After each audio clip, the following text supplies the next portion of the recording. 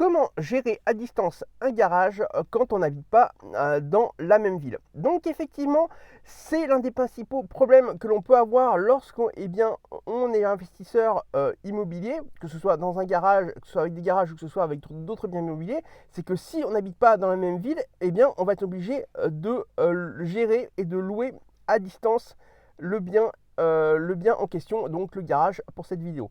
Donc dans cette vidéo, je vais également vous donner les trois moyens de pouvoir gérer à distance votre garage pour pouvoir louer en toute tranquillité.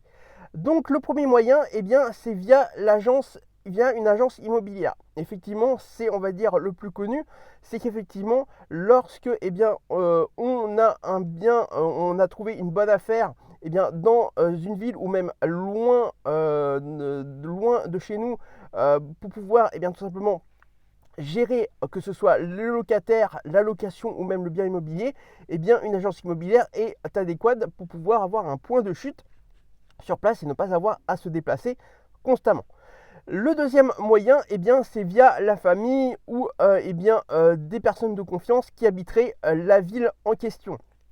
Effectivement, vous pouvez tout à fait utiliser votre famille ou une personne de confiance qui vous permettra tout simplement de pouvoir avoir une possibilité d'avoir de ne pas avoir de soucis en cas de problème sur place.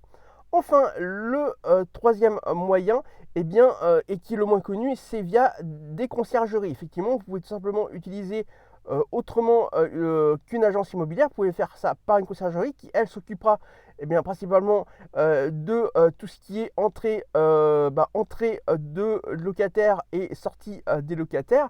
Déjà, première chose, et peut même aller jusqu'à s'occuper des divers problèmes comme une gestion locative d'une agence immobilière. Et là, à ce moment-là, en contrepartie d'un pourcentage tout simplement du loyer chaque mois, s'occupera de tous les soucis que vous rencontrerez sur place.